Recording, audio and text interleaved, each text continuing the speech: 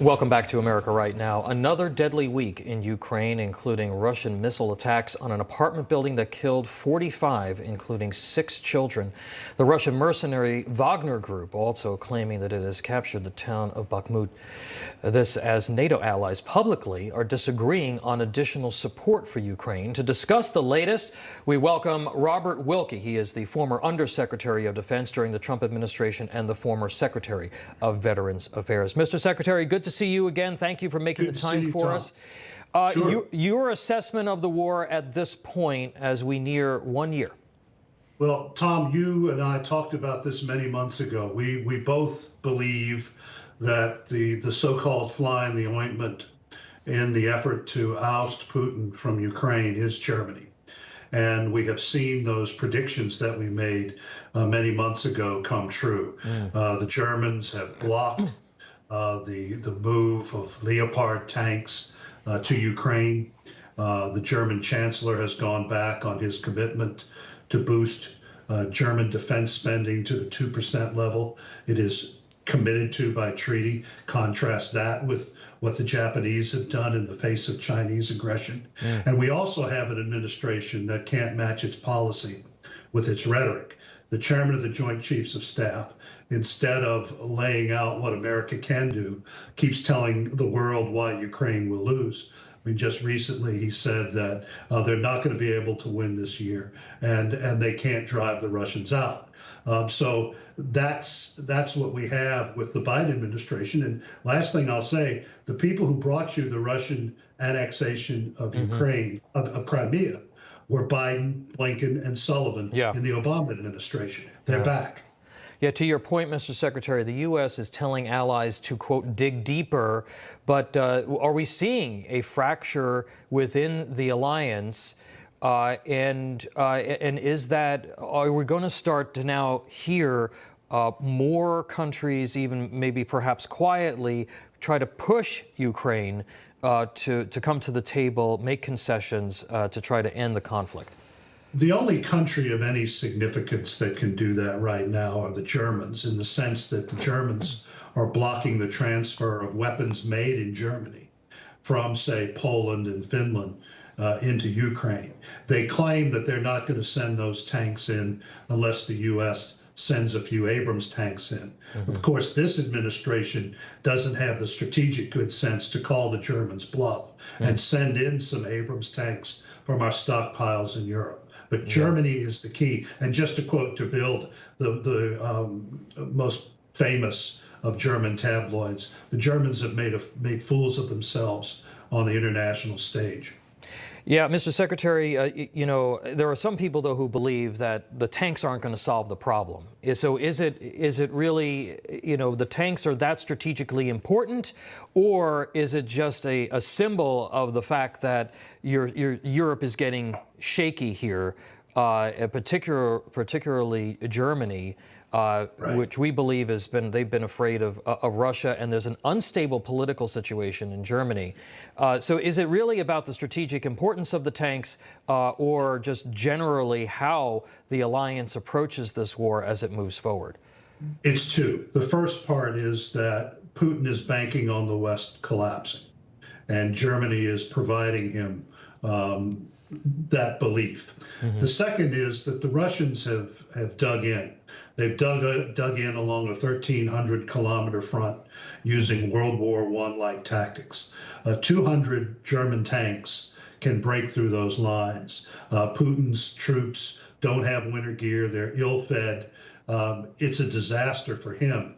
But the longer he is allowed to reconstitute his forces, and our chairman of the Joint Chiefs of Staff says the Ukrainians can't take the war into Russia, which allows him a sanctuary. He can rebuild, regroup, and that is the great danger for the Ukrainians. I just have 15 seconds left with you, Mr. Secretary. Yesterday, the White House named the Wagner Group a mercenary outfit that is supplementing Russian troops.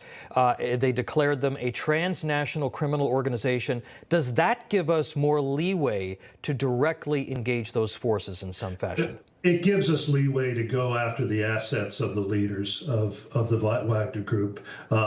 But they're criminals. Half of the troops they're pouring in are convicts. So yes, it does go at their assets. Whether or not it has any immediate effect, I don't see that. Okay, Secretary Robert Wilkie, we will leave you there, but we will be speaking again as this war reaches the 1-year mark. Thank you, sir. Thank you, Tom. Now, continuing our discussion on the war in Ukraine, joining us, we are privileged to have Yuri Sak. He is an advisor to the Ukrainian Defense Ministry. Yuri, thank you very much for being with us here. We are quickly approaching the 1-year mark of this war. Talk to us about how you assess the Ukrainian strategic situation at this point. Thank you for inviting me, Tom. Indeed, the war that was supposed to last 3 days we are going to meet the 1-year anniversary very soon. Now, in your earlier report, it was rightly pointed out that there are some of those who don't believe that this is a war that Ukraine can win. Now, we have shown so many times that with the support of our strategic allies like the US, like European countries, we can and we have shown this on the battlefield, and we can continue to do that. I also agree with the assessment of your previous guest that tanks are now a strategically important platform, because we need to be able to liberate our land. We need to be able to break through the defense lines that the Russian aggressors have already put up there. Now, one thing I want to stress as we're approaching the 1-year anniversary is that, we've just came from a meeting with a great friend of Ukraine, whom I'm not allowed to mention him, but he said, history does not repeat itself, but people have a tendency to make stupid mistakes. Now, we have seen how history repeated itself in our case, when in 2014, when Russia was allowed to go and without any responsibility to annex Crimea, this was a sign to Putin that he can continue to reinstate, revive the evil Soviet empire, the collapse of which, as you know, he believes was, in his own words, a tragedy for him personally. And this is the Soviet evil empire that great Americans like Ronald Reagan knew very well on a DNA level why it posed a threat.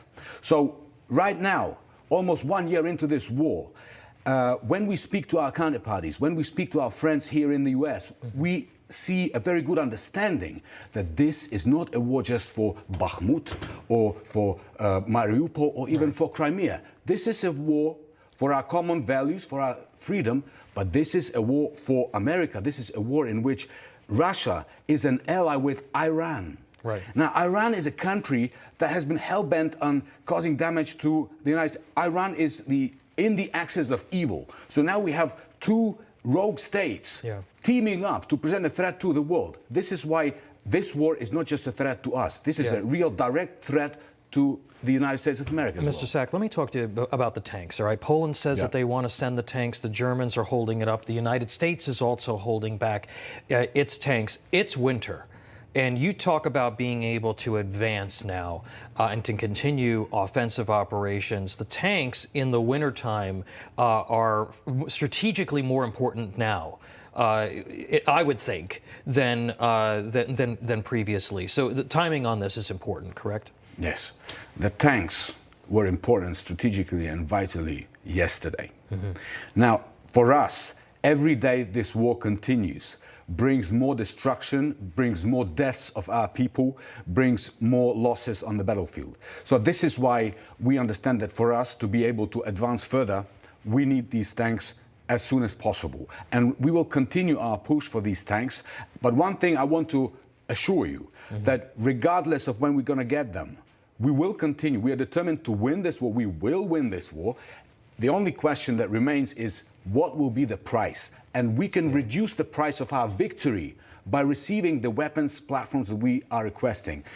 Tanks are priority at the moment. You know, Germany, and we talked about this with Secretary Wilkie, we've been concerned about Germany's willingness to stand with Ukraine throughout this process. They appeared to act afraid of Russia going back a ways. Back in 2018, former President Donald Trump issued this warning about Germany. Take a listen.